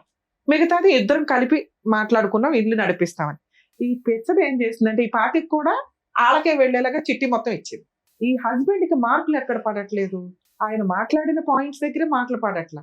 ఒకటి, భార్యకి ఎంత ఫైనాన్షియల్ ఫ్రీడమ్ ఇవ్వాలో చూసుకోవాలా. తల్లిదండ్రుల కోసం ప్రాపర్టీ కొని భార్య అప్పటిదాకా సంపాదించిన 15 లక్షలు డిపాజిట్ చేసి తీసేసుకున్నాడు చిట్టీల రూపంలో. అంటే ఫైనాన్షియల్ గా అతను గ్రిప్ తీసుకోవాలనే చూసుకుంటున్నాడు డే 1 నుంచి. అలాంటి వ్యక్తితో ఈవిడ ఎక్కువ కాలం బతికిద్దంటే 10 years తర్వాత మళ్ళీ ఇక్కడే కూర్చుంటుంది. ఎందుకంటే ఇప్పుడు సొసైటీ కోసం పిల్లల కోసం అడ్జస్ట్ అయ్యింది అంటే రేపటి రోజున ఈ ఫైనాన్షియల్ క్రష్ ఏదైతే ఉందో తను భరించలేదు. ఎందుకంటే 2 lakhs అవుతుంది, 3 lakhs అవుతుంది. 2 lakhs ఆయనకి ఇవ్వాలంటే ఈవిడ చేసేది ఏంటి? ఇప్పుడు ఆయన చేస్తున్నది ఏంటి? ఇంట్లో ఆవిడ ఎదురుగా ఒక రూమ్మేట్ లాగా అన్ని షేర్ చేసుకుంటున్నప్పుడు తను నేనేం చేయగలను అనేది ఉంటుంది. తనకి రూమ్మేట్ గా ఎంత చేయాలో చేసి మిగతాది వాడుకుంటే తన పర్సనల్ ఫ్రీడమ్ అనేది, ఫైనాన్షియల్ ఫ్రీడమ్ ఉండాలి. అది అక్కడ మిస్ అయింది. 2, ఒక అల్లుడు రేపటి రోజున ఇంట్లో పెద్దల్లుడుగా కూర్చొని బాధ్యత తీసుకోవాలంటే ఆయన తండ్రి పాత్ర తీసుకోవాలి. ఆడపడుచు మరదలకి పెళ్లి చేయాలంటే మరదలు మా ఆవిడ కంటే నువ్వే బాగా అండర్స్టాండ్ చేసుకుంటున్నావు, మా మామగారు మీ నాన్న నా భార్య అసలు నన్ను అండర్స్టాండే చేసుకోవట్లేదని చిన్నపిల్లకి చెప్పడం ఏమిటి? ఆ పిల్ల జీవితకాలంలో బావ దగ్గర నాన్న అని కూర్చోగలదా? బాధ్యత తీసుకోగలదా? అది డ్యామేజ్ అయిపోయింది. ఆయన ఏ ముఖం పెట్టుకొని మీ ఇంట్లో భోంచేస్తాడు మీకు 3వ కూతురు ఉండగా? మిమ్మల్ని కొన్ని మాటలు మేము కేసుల్లో వింటూ ఉంటామండి, దిగజారి మాట్లాడుకుంటారు. 30 ఏళ్ళు 40 ఏళ్ళు ఉన్న కొడుకు తల్లి పక్కన పడుకుంటే అది కొడుక్కి 70 ఏళ్ళు వచ్చినా తల్లి పక్కన పడుకుంటే ఆడు కొడుకే, పసిపిల్లోడే. అలాగే అదే ఆడపిల్లల్ని పడుకోవద్దు తండ్రి దగ్గర అంటాం, ఎందుకంటే సేఫ్. వాళ్ళకి అన్కాన్షియస్ లో ఎలా ఉంటుంది, తాగుళ్ళు ఎలా ఉంటారని. అది సేఫే తప్ప తండ్రికి కూడా ఆ నీచమైన బుద్ధి ఉండదు. ఎక్కడో కర్మకాలి 1-6 దరిద్రులు ఉంటారు తప్ప. కోడళ్ళు మాటలు నోరు జారేటప్పుడు ఇలాంటి నీచమైన మాటలు మాట్లాడతారు. వెళ్ళి మీ అమ్మతో పడుకో అని కేసులు రాస్తారు. వాళ్ళ అమ్మ దగ్గర పడుకుంటాడండి అంటే, పడుకోవడం అంటే మీ దృష్టిలో ఏంటి? మీ జీవితంలో చేసే పెద్ద పాపం. అలాంటి నీచమైన డైలాగ్ ఇక్కడ ఇంకోటి నడిచింది. పిల్లాన్ని కానీ మీ నాన్నతో కన్నావంటే అడు మనిషేనా? అసలు పిల్ల పిల్లాడి జీవితంలో మచ్చపడిపోయింది, దాన్ని వీళ్ళు పాపులర్ చేసుకుంటారు, లీగల్ గా వాడుకుంటారు. చేయకూడదన్న జ్ఞానం వీళ్ళకుండదు. ఒక ఆడపిల్ల జీవితాన్ని తీసుకెళ్లి మూడో పిల్లది తీసుకెళ్లి లీగల్ గా బయట పెట్టకూడదని వీళ్ళకి తెలియదు. ఎందుకంటే న్యాయ పోరాటం ఎక్కడో ఒకటి నిజం చూపించాలి అని. ఈ రకంగా ఒక పసి పిల్లోడి మీద మచ్చపడింది చెయ్యని తప్పుకి, ఒక మూడో కూతురి మీద మచ్చపడింది, దానికి అసలు తెలియని కూడా తెలియదు. ఇంత నీచమైన సమాజంలో మనం ఉన్నాం. ఈ రెండిట్లోనే పాతాళంలోకి వెళ్ళిపోయాడు ఆ తండ్రి, ఆ అల్లుడు. ఏ ముఖం పెట్టుకుని ఆ ఇంట్లో కొడుకు ముందో మామగారి ముందో మరదల ముందో కూర్చొని బాధ్యత తీసుకోగలడు, భోజనం చేయగలడు. కలపాలా ఇలాంటి కేసుని? ఫైనాన్షియల్ గా తేడా ఉంటే ఓకే, ఆల్రెడీ ఇవిడ ఫ్రీజ్ అయిపోయి ఉంది. 5 years మ్యారిటల్ రిలేషన్ లో ఏ రోజు కూడా మీ అల్లుడు నాకు భార్య కావాలని కేసులు ఫైల్ చేయలేదు. ఈవిడ సమాజానికి భయపడో పిల్లలకు భయపడో ఓకే మారతాడనో 3 సార్లు ఛాన్స్ ఇచ్చింది తప్ప. అంత మెసేజ్లు పెట్టిన అల్లుడు 2023లో కేసు ఫైల్ చేస్తే కనీసం నాకు విజిటేషన్ రైట్స్ ఇవ్వండి అని కేసు ఫైల్ చేయలే. అర్థం అవుతుందా? పిల్లాడిని చూసే రైట్స్ మీ అల్లుడికి లీగల్ గా ఉన్నాయి. పిల్ల మీద మెసేజ్లు పెట్టుకుంటూ కూర్చోవడం ఏంటి? మీ అమ్మాయిని ఎంటర్టైనే చేయకూడదు. మీ అమ్మాయికి తెలియదు, ఇది వీళ్ళ కుటుంబం. ఆ పిల్లని ఈ ఉచ్చులోకి లాగి చాలా తప్పు చేశారు. ఆ పిల్లకి మెసేజ్ వచ్చిన రోజే పోలీస్ స్టేషన్ కంప్లైంట్ ఇవ్వాలా, దాన్ని ఈవిడ కేసుల్లో వాడుకోవచ్చు. స్పెషల్ కేసు వేసి ఆ పిల్ల క్యారెక్టర్ని రోడ్డు మీద పెట్టారు చెయ్యని తప్పుకి. లోక్ అదాలత్లో కేసులు ఫైల్ చేసినాక లోక్ అదాలత్లో మేడం మీకు డౌట్, లోక్ అదాలత్లో పెడితే కేసు మళ్ళీ వేయడానికి ఉండదని, అది అబద్ధం అండి. లోక్ అదాలత్లో కేసు ఫైల్ చేసి మీరు రిప్రజెంటేషన్ ఇస్తే అది క్లోజ్ చేయడానికి 3 months అబ్జర్వేషన్ పీరియడ్ ఉంటుంది. ఈ 3 months లో మనిషి మంచోడా మారాడా మారలేదా 90% ఆ 3 months బాగుంటారు కేసు క్లోజ్ అయ్యేదాకా. వన్స్ కేసు క్లోజ్ అయినాక మళ్ళీ ఏదైనా నీకు హెరాస్మెంట్ వచ్చింది అనుకో, ఆ పాతది ఈ నమ్మక ద్రోహం ప్రెజెంట్ జరిగింది, మళ్ళీ కేసు వేసుకునే రైట్స్ మీకు ఉన్నాయి. ఇది తెలుసుకోండి. కాకపోతే కాపురాలు నిలబెట్టడం కోసమని కౌన్సిలింగ్లు ఇవన్నీ నడుస్తూ ఉంటే అవి ఒకవేళ మీకు నచ్చి ఓకే భర్తతో ఉండాలి అనుకుంటే లోక్ అదాలత్లో మీరు కేసు క్లోజ్ చేసుకున్నా మీకు వచ్చిన లాస్ లేదు, మళ్ళీ కేసు వేసుకునే రైట్స్ ఉన్నాయి. మరి మీకు ఎవరు చెప్పారో నాకు అర్థం కాల, అది లీగల్ గా అబద్ధం. ఆ కేసు వేస్ట్ అయిపోద్దేమో, ఫ్రెష్ కేసు ఇంకొంచెం పాయింట్లతో యాడ్ అవుతుంది కదా. అర్థం అవుతుందా? 2 ఇక ఈ పాయింట్స్ లో మాట్లాడితే ఫైనాన్షియల్ అడ్డంగా ప్రాపర్ ఎవిడెన్స్ ఉంది నీ దగ్గర. మీరు చేయాల్సిన పని ఏంటంటే డొమెస్టిక్ వైలెన్స్ కేసు ఏదైతే వేశారో దాంట్లో ఇంటీరియర్ మెయింటెనెన్స్ పిటిషన్ ఎమర్జెన్సీగా వేయండి. అది పిటిషన్ వేసిన దగ్గర నుంచి క్యాలిక్యులేషన్ మెయింటెనెన్స్ ఆర్డర్ అవుతుంది బాబుకి. మీరు జాబ్ చేస్తున్నారు కాబట్టి మీకు మెయింటెనెన్స్ రాదు, బాబు కోసం మెయింటెనెన్స్ ఫైల్ చేయండి. అది ఎంత అర్జెంటుగా వేయగలిగితే అంత. సార్ మీకు ఇప్పుడు ఒక క్లారిటీ ఉండాలి. డైవర్స్ గురించి నేను ఇక్కడ మాట్లాడట్లేదండి, అతన్ని అలా ఉండనివ్వండి. దయచేసి ఇంటికి ఎంటర్టైన్ చేయొద్దు. ఓ 2 years 3 years లీగల్ గా తిరగనివ్వండి. మ్యూచువల్ డైవర్స్ కి వస్తాడా కాంపెన్సేషన్ మొత్తం రూపాయితో సహా డివిసి యాక్ట్ ద్వారా వసూలు చేసుకునే రైట్స్ నీకున్నాయి. మ్యూచువల్ గా వస్తే పిల్లోడికి ఏమి ఇస్తాడో నీవేంటి ఇవి మాట్లాడుకుని మ్యూచువల్ కి వెళ్ళండి. లేదు నా భార్య కావాలి అంటే దానికోసం ఆయన ఏం ప్రయత్నాలు చేశాడు, ఈ పాప ప్రక్షాళన ఎలా చేసుకున్నాడు, కొంచెం టైం ఇద్దాం. నిజంగా భార్య కావాలి అంటే ముందు మామగారి కాళ్ళు పట్టుకోవాలి. ఎందుకంటే నీచమైన మాటలు మాట్లాడేస్తావు. మరదల కాళ్ళు పట్టుకోవాలా, దారుణమైన మెసేజ్లు పెట్టావు. అవి 2 చేసిన రోజున ఈ అమ్మాయి కౌన్సిలింగ్ ఇద్దాం.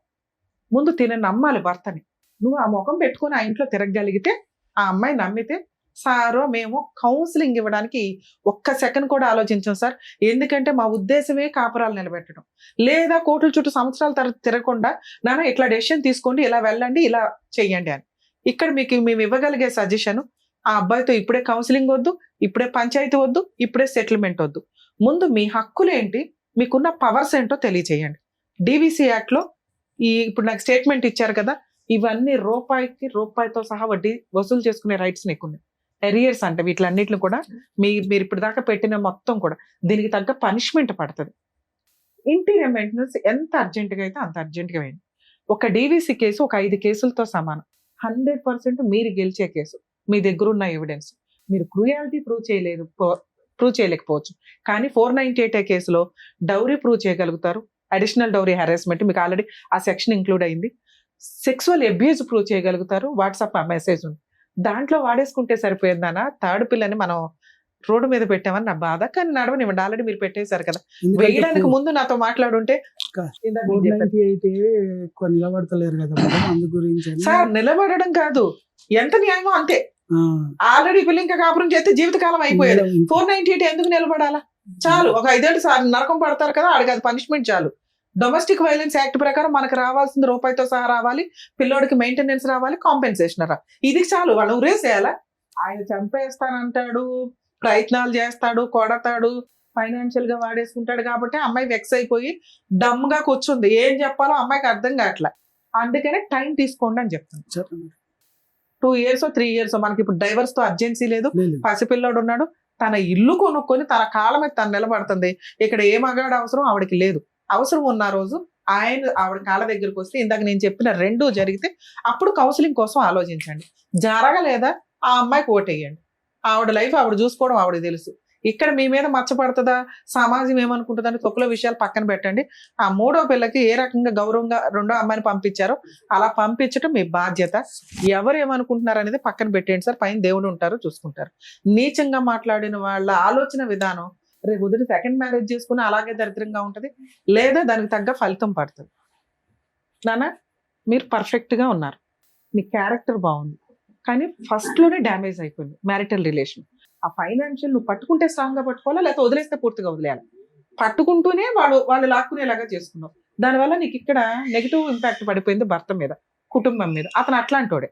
ఆ రోజుల్లోనే ఇందాక సార్ చెప్పినట్టు పర్ఫెక్ట్ కౌన్సిలింగ్ వెళ్ళుంటే మీ మైనస్లు ఈ రోజున మొఖాలు చూసుకోకూడదు అనే స్టేజ్ లో ఉండదు. మీ కుటుంబంలో ఈ రోజు మీ హస్బెండ్ కూర్చొని మాట్లాడే పొజిషన్ కాదు. అర్థమవుతుంది, వాడు జీవితకాలం గిల్టీగానే ఉంటాడు. సో అది వర్కౌట్ అవ్వదు. అది వర్కౌట్ అవ్వాలి అంటే ఇందాక నేను చెప్పిన 2 జరగాలి. ఇలాంటి కేసుల్లో ప్లీజ్ మా రిక్వెస్ట్ అండి, కాపురాలు నిలబెట్టుకోవడానికి ఫ్యామిలీ కౌన్సిలింగ్ కి స్టార్టింగ్ లోనే వెళ్ళండి. మొహమాటమే లేదు. మీకు మీరే కరెక్ట్, అవతల వాళ్ళు కరెక్టే. ఒక్కసారి అవతల వాళ్ళ పాత్రలోకి వెళ్ళి తెలిస్తే కూర్చుంటే మీకు అర్థం అవుతుంది వాళ్ళు ఎంతవరకు కరెక్ట్ అని. అబ్బాయి మన అబ్బాయి, కూతురు మన అమ్మాయి అనుకుంటే ఆటోమేటిక్ గా కోడల వైపు మిస్టేక్స్ ఏంటో అత్తమామలకు అర్థమవుతాయి. మీ కూతురే కష్టపడుతున్నట్టు కాదు, కోడలు కూడా ఇంకోళ్ళకు కూతురే. అలాగే కొడుకు ఎట్లా కష్టపడుతున్నాడో అల్లుడు కూడా అంతే. దయచేసి కాపురాలు నాశనం చేసుకోకుండా ముందుగానే ఫ్యామిలీ కౌన్సిలింగ్కి వెళ్తే 90% కేసులు పర్ఫెక్ట్ గా నిలబడతాయని నా ఉద్దేశం. అందుకే సుప్రీంకోర్టు, జ్యుడిషియరీ కోట్లు ఖర్చు పెట్టి కౌన్సిలింగ్స్, 498లో కౌన్సిలింగ్స్, DVCలో కౌన్సిలింగ్స్, లోక్ అదాలత్లో కౌన్సిలింగ్స్ ఎవరే ఎక్కడ ప్రతి చోట ఇట్లాంటి వాళ్ళు కూర్చొని మాట్లాడాలంటే కుదరదుగా. ప్లీజ్ ఒకవేళ అక్కడ మీకు కుదరకపోతే ఇంకో చోటుకి వెళ్ళి పర్ఫెక్ట్ వ్యక్తుల దగ్గర ఫ్యామిలీ కౌన్సిలింగ్ తీసుకోవడానికి 100% ప్రయత్నించండి. ఎందుకంటే మీకు పుట్టిన పిల్లలు అనాథల్లాగా బతుకుతున్నారు సమాజంలో. ఆ పాపం మీదే. Thank you ma'am. Thank you. All the best ma'am. Thank you. సరే ఇస్తాను, తీసేసుకెళ్తారు.